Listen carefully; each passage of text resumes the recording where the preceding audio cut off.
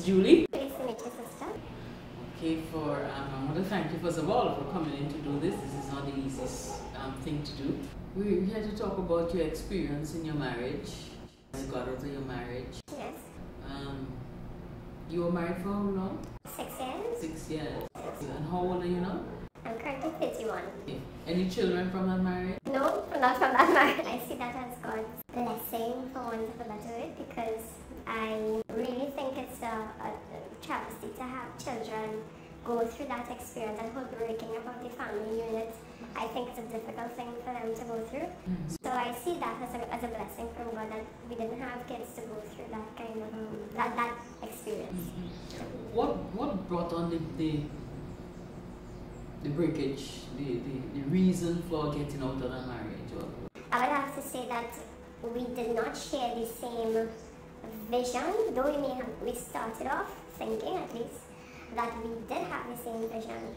As the years grew and went by, a lot of the ways that we did things, the way we thought things through, some of the moral standings were different. Yes, they were different, and that caused a divide that seemed to have not been able to be reconciled. I know you're the straw, so to speak, of the camel's back was pornography. Yes, I would have to say. It was a difficulty even recognizing it, because it was not something that we had to deal with before the marriage, prior to the marriage, in terms of seeing it as an issue that would come up. It was only until within the first year of the marriage did it actually come up. How it came up, it was actually just an evening at home, a night at home, and we were on our way getting ready for bed and that kind of thing, so we had a television in our room and that kind of thing. And it was only after going to bed and me falling asleep. But he did not fall asleep, not recognizing that he didn't fall asleep. And I got up in the midst of him actually looking at this, this wasn't a DVD, or video, looking at this video and recognizing in the midst of it, why is he not in bed, first of all, and then when you recognize what he's doing, looking at this tape with this young lady. And the thing that got to me the most is that I would see him stop it and rewind to come to a particular part over and over, but I didn't say anything. I was just in absolute shock. Yeah, so that's my first recollection, the thing that seems to have been imprinted in my mind. So once you got up, he didn't turn it off? Because I didn't get off the bed, so he would, until I addressed it verbally, probably about a day after or so. But on that particular, at the moment, he did not know that I was up. I just turned and I paid attention to understand what I'm really dealing with before I say anything. So I didn't make a sound. I just paid attention and just lay in the bed as though I was asleep. But that is the recollection in my mind. Wow. And then you said you're you are not a kind of, you are a reflective person. So yes. you sort of reflected and trying to understand. Trying to understand. Where does this come from? Where has this come from? Was it the order at the time? Did I do anything? That's a big thing that came up in my mind. Did I do anything that would force him to even want? Why would you want to look at another woman in a sexual way? Did I have any shortcomings? You started to second guess yourself yeah. in terms of the romantic debate. Yes. Initially, it came when my thoughts came to me. How did I have any shortcomings? How was I not satisfying him that was leading? Because I saw it as me driving him towards this. I didn't see it as, at first, I didn't see it as him having an issue. I saw it as me not being able to be at the point where I can actually satisfy him well enough that he thinks that he needs to go out in order to supplement. So you're taking responsibility for his behavior? Yeah. For his choice? That's what I did initially. So then how you started that conversation with him? Because a lot of women just don't know how. So just as how you laid there for the rest of the night, Yeah. They stay quiet for the rest of their marriage Wow. and struggle through their marriage with great, great pain. I must say, God is my guide, He's my strength, so He's everything. So the first thing I did, I recognize, I always remember, even when we were getting married, you hear people say all the time, never go to bed with arguments and that kind of thing. Taking that teaching, recognizing that there is absolutely no way that you could continue in a relationship with anybody, whether it be friends or, in this case, my marriage. There's no way I can continue if I don't address it. So I decided, you know what, you need to bite the bullet, just pray and ask God for guidance. And it was after praying, I decided just address it head on.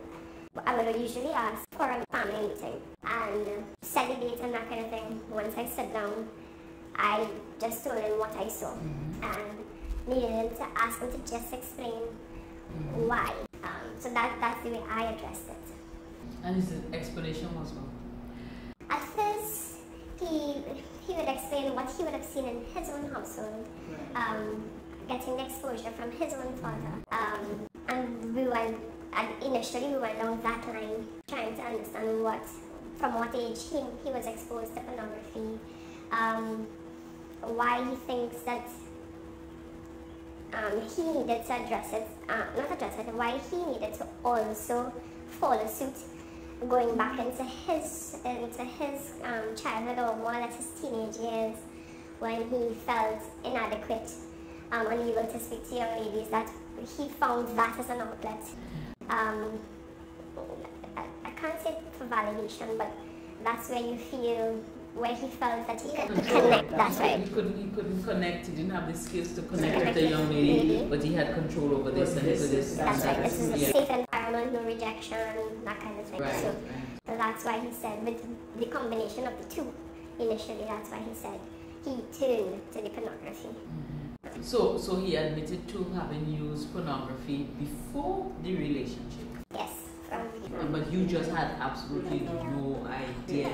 Do you think that's a helpful question for dating couples to talk about? I believe so. I believe it to be a necessary question, because I wouldn't like anybody to find out the way that I did. So many things in order for relationships to work, you really do need to understand if you and this other person share like morals, spiritual values and that kind of thing. In order for it to work, not saying that you need people to be perfect, but if the person is struggling and they are, at least this is the way I see it, if the person is, well, once you find out, if the person is, this pornography is something that they're struggling with, but they're seeking an answer and a way out, that's one thing. And you can deal with that. I believe you can deal with anything once someone is willing. We are talking about, how complex human sexuality is. It changes, as we develop. We are sexual human beings from the time in our mother's womb, the time, we are conceived, the time we die. Our sexuality is all about who we are as human beings, and just that energy for relationship. And when, we can't talk about our sexuality, or we don't understand it and we can't talk about it with our partners if we're married, it causes great difficulty. And then when something as, I would call it foreign, comes into that dimension of our relationship, pornography, then it makes it even much more difficult to talk about. So I would think that, just as how you talk about what are the things that you do that you enjoy and you like and that you find meaningful, I think is an important conversation. Yes, I agree. To have, to say, how do you meet your intimacy needs? What are some of the things that's pleasurable for you? What are some of the things that excite you sexually? I'm thinking when I interview people for religious life, that's a question I ask, how do you get your intimacy needs met? Because to become celibate, you don't give up being intimate. That's true. Intimacy with God, intimacy with yourself, intimacy with other people. So that, I think, has to become part of our conversation. Yes, I do agree. I see it as you do. I see it as a necessary element, because you really can't get away from that part of you, and we are sexual beings. God made us that way. He put it in, so he must have definitely seen it as a good thing. So it is a shame that for years if we've seen it as a taboo issue. But I am happy now to even see it even within the church with the use of theology of the body, seeing them even taking the time to address it, seeing the need to address these issues and put it in the right perspective. So hopefully it can make people more and more comfortable to actually address the situations of the reality of our sexuality. And I suppose just as how we talk with people and ask them, you know, what kinds of entertainment you like, you know, what are some of the things you do in your pastime, you know, we never thought about before in terms of what are some of the things you find gratifying and pleasurable in terms of your own expression of intimacy, in terms of your own expression of love. You know, it amazes me that people date. And they really don't have that conversation on a serious level. You know, just how, what do you do to meet your intimacy needs? Yes, I do believe it, that it is necessary. Because I wouldn't like anyone to find out the way that I did. Right. Because of that shocking element. If your value system, your spiritual system, your morals, if they are not similar, it can cause rifts within the relationship. Even seeing the way pornography, whether it be, because I know that it's not only a male problem, it can also be a female problem. When I see people using pornography, even the way that you approach your partner, it does affect. Because instead of the sexual act being something that's supposed to be an expression of love, I see it turning into something that's more lustful, and it can be degrading. And it depends on how it is expressed. It can be degrading. I see that as being an influence. Other women have said to me that it just as this is the kind of cook you are. You know, I make pilau different from my mother. You know, I express myself sexually different, you know, sexually the way I am, who I am. Yeah. And they feel sometimes they're made to express themselves as someone else. Did you find that? In my opinion, the way it forms the pornography, the same way reading and music and those elements form your thinking or form your imagination. I believe that the pornography does the same thing. It's something that you're looking at visually, and there are desires that you may be, well, once you look at it, there are desires or pictures that you will form in your own mind that you may wish to reproduce. But you're going to expect your partner to do so, whether they really want to or not. And as I said, it takes away from what your self-expression. That's right. This expression of love for another person. It takes away that opportunity for you to just express yourself. And it brings it into more of a lustful act rather than an act that is out of love. That's the way I see it. So where did that conversation lead you? At first, apart from discovering it was something that was used in the home and he possibly saw it as normal, where did that lead you? In what sense, actually? Because you that happened in the first year of your marriage and you stayed 6 years. Yes. Did the use of the pornography change for a while or decrease for a while, not use at all? Initially, it fluctuated, I should say. Because once I address it, the guilt will set in as much as you try not to condemn, but there is guilt that will set in on his part, because at least it appeared to be that he didn't want to hurt me, but it didn't change the fact that it did. So guilt came in. I shy away from saying conviction because it didn't necessarily change. So the guilt caused him to try to use it less, but it didn't cause an actual change for him to actually stop doing it. So he didn't see the need, or both of you did not see the need to seek some therapy? Eventually we did. Because I thought, maybe foolishly, that once you discuss it, not really understanding the gravity of what I would consider to be as an addiction. I didn't really see it as an addiction before. I just thought it's something that you do, and once you discuss it and you realize, you will stop. Yeah, that foolishly I would say that's what I expected. And only after he tried to stop, so it decreased. But then, so 2 or 3 months may pass and there's no sighting. Right. But eventually it comes right back, or sometimes it becomes worse.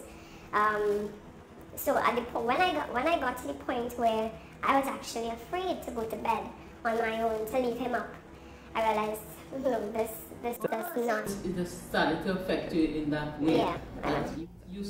You moved into a role of protecting him from looking at it. Yes. So that way he would not go to bed. Yeah. If he's up. Yeah. Wow. I would try to stay up as long as possible. And try to coax him to come to bed. If I would turn and recognize he's not on the bed, I would go into a mad panic and try to get up to see what he's doing, and it drove me nuts. And it was only at that point that I recognized, no, we need to do something about that. And that's when we addressed it with our parish priest at that time. And he started to do counseling with the parish priest. Okay. That helped for a little while. But it also brought up an issue where, in order for anybody to make any changes, the person needs to actually want to do it themselves or face themselves. Right. So he got to a point with the counseling, but then he stopped when he really started to get to the meat of it. As to his own shortcomings, I guess. He chose that he didn't want to discontinue the meetings with the parish priest. How I addressed that? Again, I took the position that I can't force him to do it. So I had to wait. I had to pray. I had to wait. And after that, he tried again on his own, tried to stop. But then it would just recur because he never really dealt with the issues that were plaguing him. I guess I have 2 questions. How did it affect the sexual relationship? And how did it affect the relationship in general? I'll do the sexual relationship first. It came to a point where I just saw myself as the person there to simply satisfy his sexual needs. Okay. I hope I don't get in trouble for the statement, but what I saw myself was literally like a legal hoe.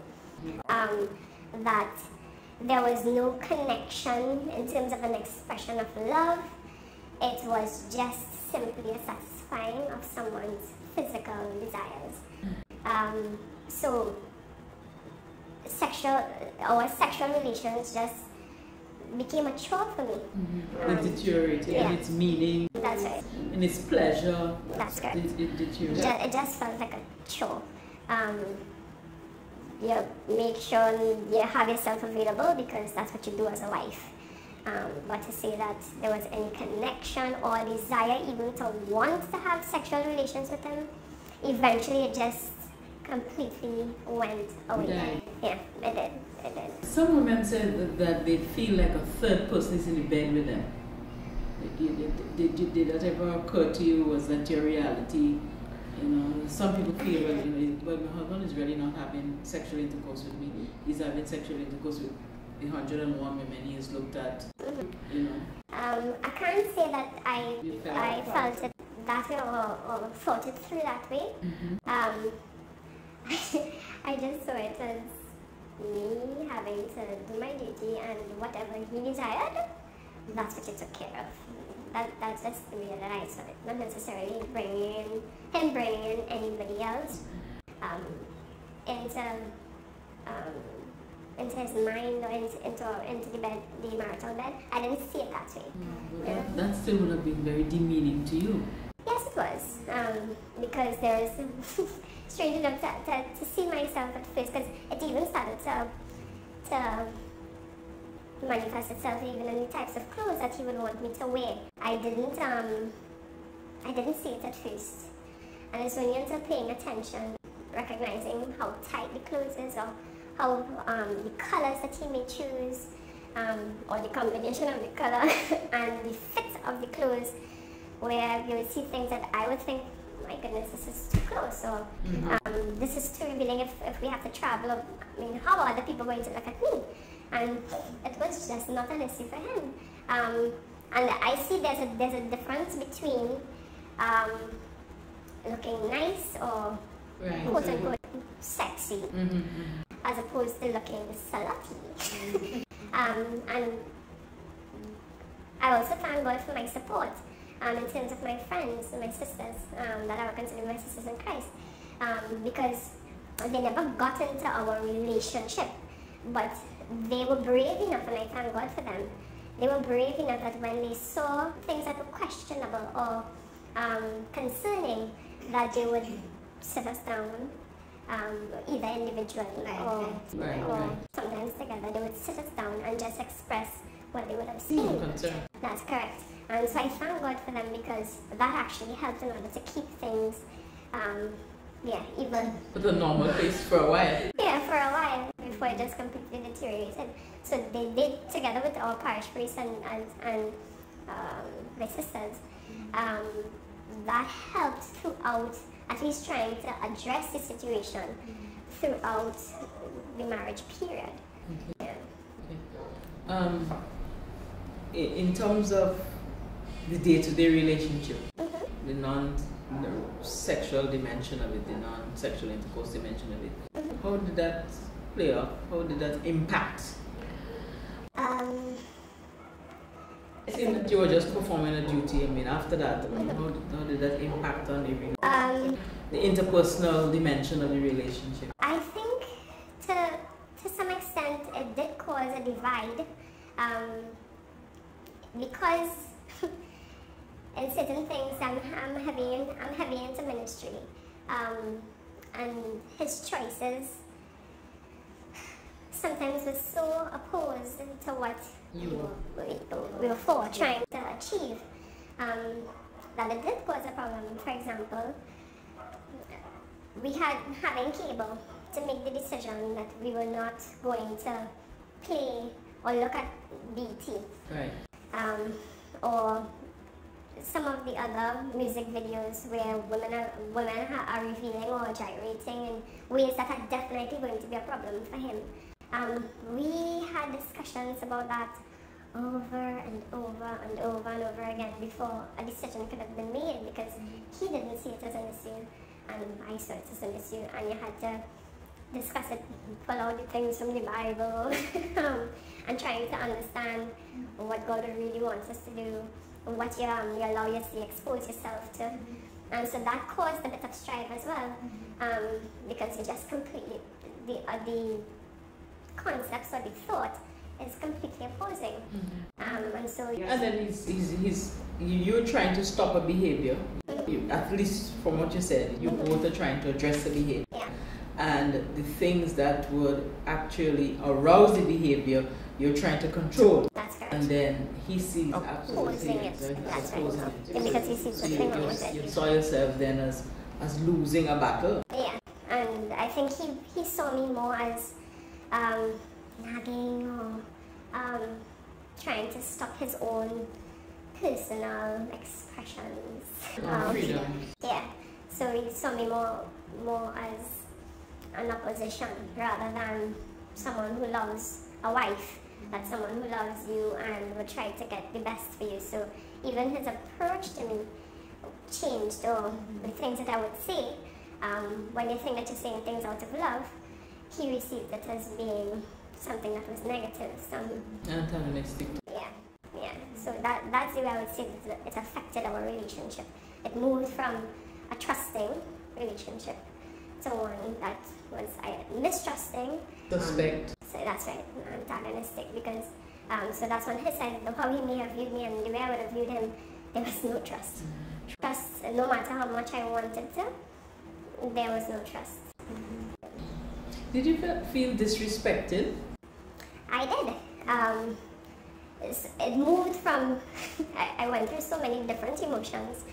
I moved from blaming myself and trying to understand how I had Contributed? Yeah, yes, quote unquote contributed, to being completely angry. That despite all that we would try to talk through or try to find ways, find solutions, that to me it felt as though it made no difference, and he just persisted in continuing in this way. So I just became really, really angry. And I did feel disrespected as a woman, as a wife, and then for other women, for the entire pornography industry. So I see it as a huge disrespect, and I try to even bring it across to him in the sense that, because he had a sister, and you have your mother, how would he feel if his mom or his sister in any of the videos that he looks at? And at that point, not necessarily, you wouldn't get an acknowledgement, but you get was silence. So therefore there was a kind of breakdown in also viewing life from your perspective. Yes, I would say. And not even just your own moral perspective or your value perspective, but just viewing it as a human being. You know, I am just here, you know, I mean, I love you. I don't want our sexual life to be that, but this one has become, try to feel what I'm feeling. Try to understand me. So there was a block to that, it seems? I would say, because sometimes you would listen, or appear to listen, but again, not responding.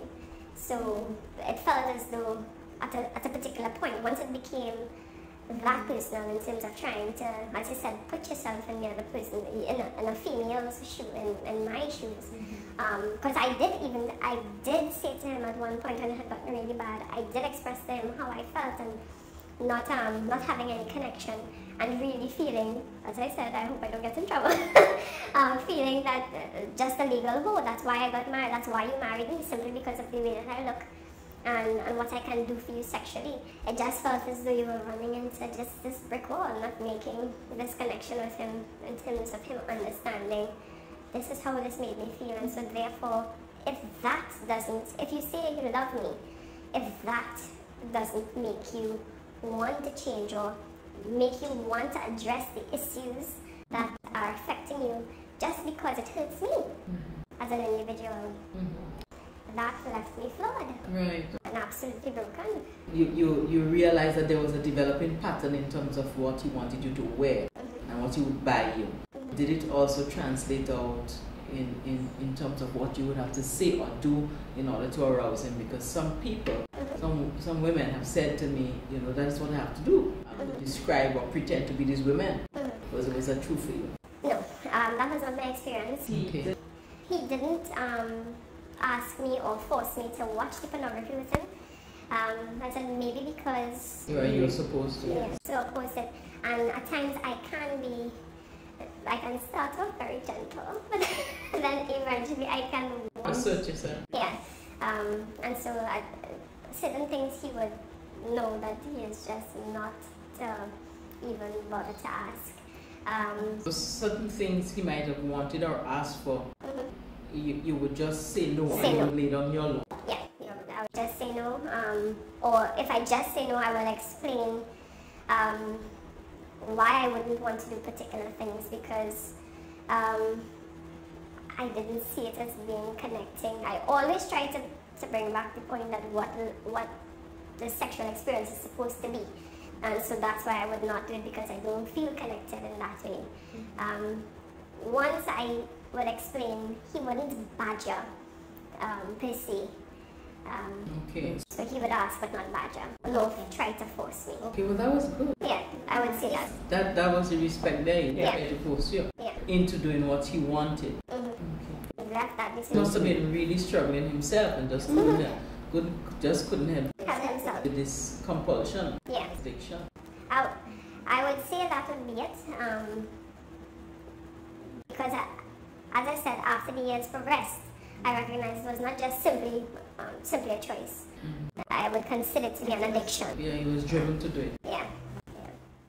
If you have anything to say to couples or to even parents, pornography, the use of pornography, I know there are two questions wrapped up in one, but just how would you speak to a young woman who is 17, 18, looking at marriage and saying, well, I heard some men really use pornography and I don't want to get into that. What would be your advice? I would say because some people believe that pornography really isn't an issue. I would say to people that it really is. Though it may appear to not be, and it may appear to be subtle, and it really is your decision as an adult, quote unquote an adult, to express yourself, or if you want to see this as adult entertainment and you think that it doesn't affect you, I would like to assure people that it does. It does get into the mind. It does affect the way that you view another individual. It does affect what your imagination and your desires. And it does make you become more and more what I would consider to be selfish, because it changes the love act into something that is selfish and lustful, and it does hurt the other individual. So I would say to parents, young adults, to not be afraid to address, before it even begins, to not be afraid to address the situation. That's right, address it. Pretending that they don't exist, it doesn't work. It's all around. You can get it television, cable, internet, anyway. It's available. That's right, It's easily available. Very available. So pretending that it doesn't exist doesn't work. I would tell people to address it. Find out how it affects you spiritually.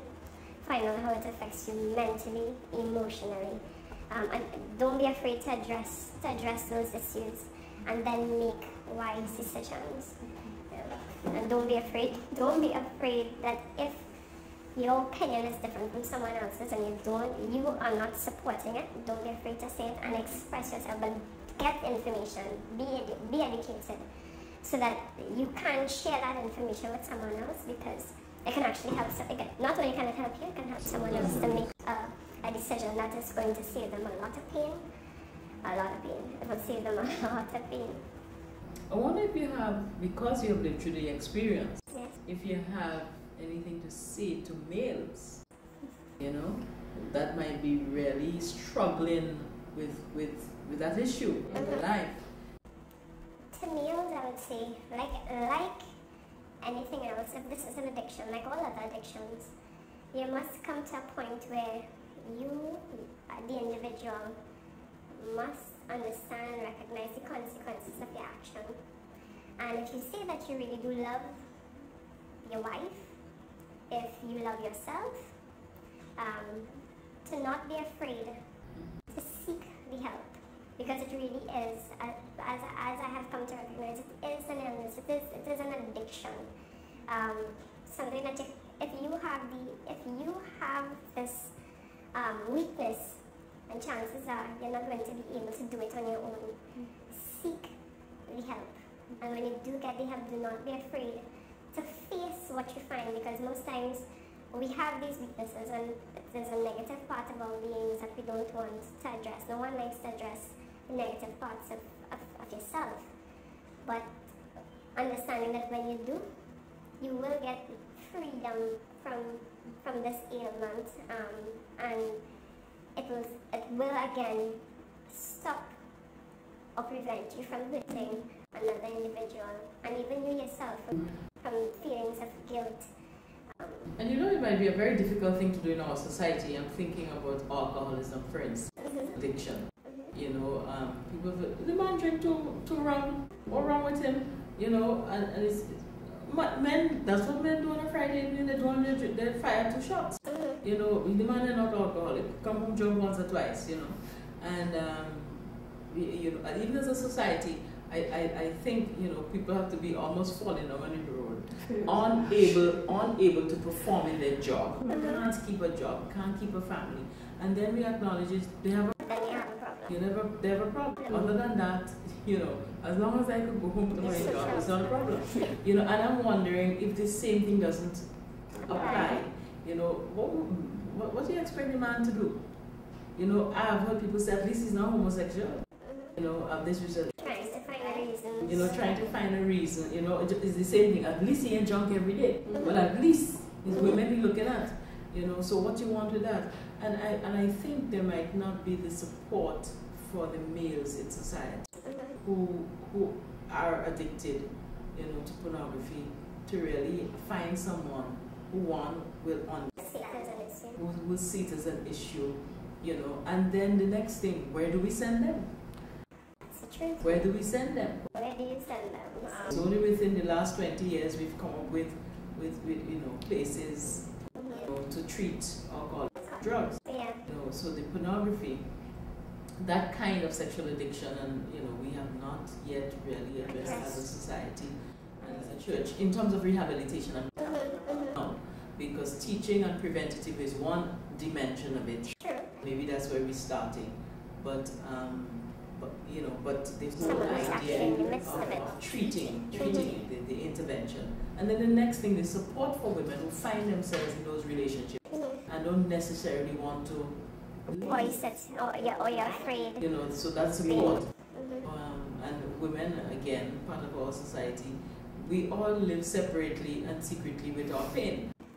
But to come out, you know, and to say, well, you know, let's form some support group where we could work with it and we could work with our husbands. Yeah, because I guess there's that element of shame. Right. On both ends.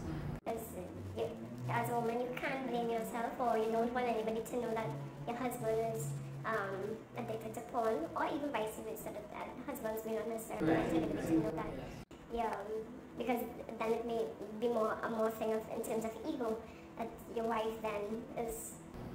Or you just want to save face, you know, your culture, that's important for us. Yes, that's correct. They may have those kinds of. Or you just don't want anything to bring humiliation to anybody else. Yeah. Sometimes you do it out of concern. True.